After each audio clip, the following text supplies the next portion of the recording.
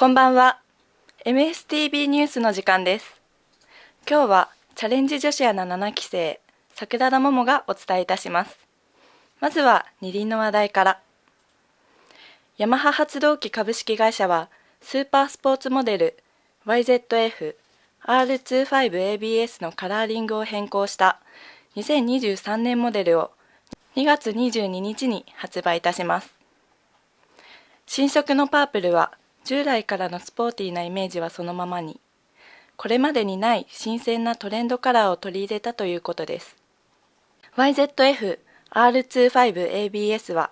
毎日乗れるスーパーバイクをコンセプトに、水冷、4ストローク、DOHC、直列2気筒、4バルブ、排気量 249cc のエンジンを搭載しています。スペックは最高出力35馬力、12000回転、最大トルク23ニュートンメートル、1万回転、車両重量 169kg、シート高は 780mm となっています。高次元な走行性能とスタイリング、さらに日常での扱いやすさも兼ね揃えたモデルで、10代、20代を中心とする若年層から支持されています。メーカー希望小売価格は69万800円で、現行のブルーとブラックは継続して販売されるということです。続いて、四輪の話題です。中国の自動車メーカー BYD の日本法人である BYD オートジャパン株式会社は、2023年1月31日火曜日より、ミドルサイズ ESUV BYD AT3 を発売しました。スポーティーで躍動感あふれるデザインが特徴の BYD AT3 は、2022年2月に中国で発売を開始して以降、オーストラリアやタイなどのアジア太平洋地域でも発売され、2022年末までのグローバルでの累計販売台数は20万2058台に上ります。ヨーロッパで実施されている自動車安全テストユーロ NCAP の安全性評価で最高評価の5つ星を獲得するなど、高い安全性が裏付けられた BYD の世界戦略 EV です。BYD が独自開発したブレードバッテリーを搭載した EV 専用のプラットフォーム E プラットフォーム 3.0 を採用し、485km の航続距離と高い安全性、フラットなフロアによって広い車内空間と440リットルの荷室容量を実現しました。加えて予測緊急ブレーキシステムや BYD アラウンドビューシステム、ブラインドスポットインフォメーションなど日本の交通環境に合わせた先進安全運転支援機能も充実しています。BYD AT3 のスペックは全長、全幅、全高はそれぞれ 4455mm、1875mm、1615mm、ホイールベース 2720mm、モーターの出力とトルクはそれぞれ 150kW、310ニュートンメートル、車両重量 1750kg、航続距離は WLTC 値で 485km、乗車定員は5人となっています。メーカー希望小売価格は440万円です。最後はモータースポーツの話題です。デイトナ24時間レースが1月28日、米国フロリダ州のデイトナインターナショナルスピードウェイでスタートが切られ、2023年 IMSA ウェザーテックスポーツカー選手権が開幕しました。メイヤーシャンクレーシング、カーブアガジャニアン、MSR の60号車、アキュラ ARX06 が総合優勝を飾りました。新型 LMDH プロトタイプカーアキュラ ARX06 はデビュー戦で見事な走りを見せて、世界三大耐久レースと言われるデイトナ24時間で MSR は2連覇を飾り、アキュラとしては3連覇を達成しました。ポールポジションからのスタートとなった MSR、アキュラ、トム・ブロングビスト、コリン・ブラウン、エリオ・カストロネベス、シモン・パジェノーは残り8時間の時点でコーションフラッグが連続するまでレースをリードしました。コニカミノルタ・アキュラ ARX06 は遅れを取りましたが、イエローコーションのタイミングにも助けられて2番手に浮上。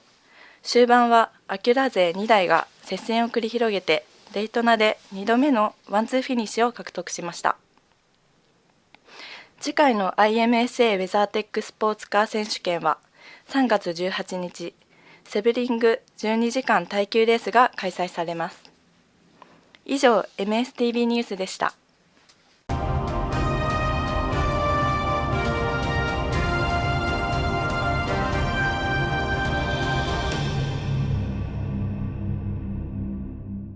はい、お疲れさんです。ありがとうございます。はい、チャレンジ女子アナ7期生の桜田桃です。桃さんね。はい。桃って面白い字書くよね。あ、そうです。桃に100って書いて。桃両方はい。桃って読みます。で桃だね。で桃です。桃かじゃない。桃100でも。ってよく言われるでしょあれね。はい。桃です。はい、初ニュース読み原稿をやっていただきましたが、はい、その前にうちのイベントつくば2000のね、はい、方でレースクイーンやっていただきましてね、ウィズミギャルをね、はい、モータースポーツどうですか？モータースポーツそうですね、車の免許も持ってたりとか、あとバイク好きの先輩がいたりとかして、はい、興味を持った時期があって、免許も取りたいなっていうふうにずっと思ってたりしてたので、そういったモータースポーツに触れる仕事に就けてすごく嬉しいです。はい、実際に2輪と4輪が走ってたと思いますけど、どうですか？かっこよかったですね。かっこよく見える。かっこよかったですね。かっこよかった。それ何がかっこいい？何がかっこいいの？いや、音もかっこいいですし、なんかやっぱりこうビジュアルビジュアルか。そうですね。なんかもう速いスピードで車がかっこいい車がビュンビュン走ってるところとか、そうですね。二輪もやっぱり乗ってる方が見えるっていうことで、なんかこう間近でね、自分の目の前を走っていった時に、生身の体でコーナーに飛び込んでいく姿とか見ると、いや、かっこよかったです。いやもうね、乗りたいなって思っちゃいました。そう思っていただけると、走ってる人たちはね、うちの壮行会走ってる人たちはね、もうね満足。あそこでね、うちの女の子がこうやって必ず手振ってもらいながら出ていくでしょ。頑張るわけよ、そこで。何を頑張ってるのか分かんないけど、やっぱり自分にムチ入れて攻めてるわけだけど、それを見てかっこいいって思っていただけたら、もう満足だな。かっこよかったです。ニュースの中ではね、R25、ヤマハの R25 が新色といってですね、パープル、紫ですよ。すごい。これはね、俺もね、もう相変わらずなんかこう、また違う方向に行くなと思うんだけど、どうですかこのカラーは？いやー、なんかすごい素敵ですね。素敵か。モータースポーツの中ではなかなか使わないような色だと思うんだけど、でも今時こういうのも綺麗。綺麗だと思います。すごい綺麗なパープルの色で光沢があって。これをね、新しく出してきたということでね、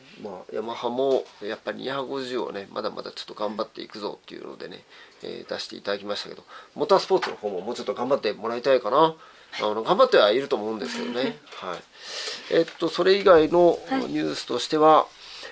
中国の自動車メーカー BYD、つい最近私乗ってきたばっかりなんですけど、その時に私がね、オット3って言っちゃいましたけど、アット3でしたよね。中国の、電気自動車メーカーがね、日本でこうやってブワーッとこうね、今後やっていこうという形ですけど、どうですか、その電気自動車乗ったことあります？ないです、まだ。ない。電気自動車だとエンジンの技術っていうのがまあ基本的にないくてよくなってしまうので、車体とかあとは自動運転技術のセンサー類とかそういうのがあればっていうので、まあ、中国のメーカーはそこにはねかなり強いんじゃないかなということで、まあ、価格帯を抑えることとかいろんな競争力を持ってね出てくるので、私としてもですねかなり強いんじゃないかなと思ってるけど、でもね出てきてみないと分かんない。ただ乗った感触としてはもう何ら遜色なく今国産の、なんだろうな出しているものと、あと走行距離も結構長いですし、まあ、あとは本当に信頼性がねどこまでできるか、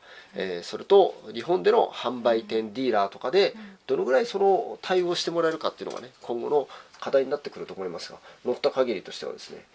本当に遜色なく、ただ価格はね結構大型なのでもうちょっと高いですけどね、やっぱり外車という観点ですると普通なんですけど、やっぱり300万円以内で、もっと安い電気自動車をね、中国っつったら安い電気自動車がもっとコンパクトなやつがいっぱいあるぞって思うんだけど、まずはこの辺からですね、攻めてきてるんじゃないかなっていう。車内もすごい素敵ですね。どんなところがいいと思う？車内なんか色がシックですごいかっこいいです。色使い、まあそうね、こういうこれさ、これゴムのまあ、なんていうかな紐みたいなベルトがあるんだけど、これ弾くと音が違うんだよね。ギターの弦みたいに。で運転しながらポロロンってこう何のこっちゃと思うんだけど、でもメーカーの人に言われたのよ、これ触ってみてくださいって言うと音が違うんだよ、一本一本。演奏できる。演奏できる3本の線でね。あとはここのドアノブなんて誰も考えつかないような形のドアノブって、すごいです。これがドアノブなんですね。ドアノブを開けられるとかね、スタイリッシュ。あとはびっくりしたのはこのね、大体モニターがね、まあメーター以外にモニターって今でっかいのがあるんだけど、これがね切り替えによって縦になったり横になったりすると。じゃあなんか見やすいですね、その見たいこうものによってだよね。私ナビなんていうのは意外と縦目で使うんだけど、縦で使った方がいいっていう時に縦にできるというね。そっか、先の道とかそうねが結構遠くまで。というですね、まあ中国の自動車メーカー BYD がですね頑張ってやってきているっていうのをですね、まあ今回ちょっとお届けしました。チャレンジ7期生、桜田桃。桜田桃さんね、これからイベントとかねいろんなもので活躍もしていただきたいと思いますが、メイス TV ニュースも頑張ってくださいね。頑張ります。今日は初めてちょっとアナウンサーとして話させていただきました。ありがとうございます。すごい緊張しました。今日のニュースの締めをですねちょっと伝えてもらってよろしいですか。今日はヤマハから 失礼しました。このままいけばもうカットしない。今日はヤマハから YZF-R25、ABS のカラーリングを変更した2023年モデルと、中国の自動車メーカー BYD の BYD@3 について、そしてデイトナ24時間レースについて、チャレンジ女子アナ7期生の桜田桃がお伝えしました。それでは今夜はこの辺で。さよなら。さよなら。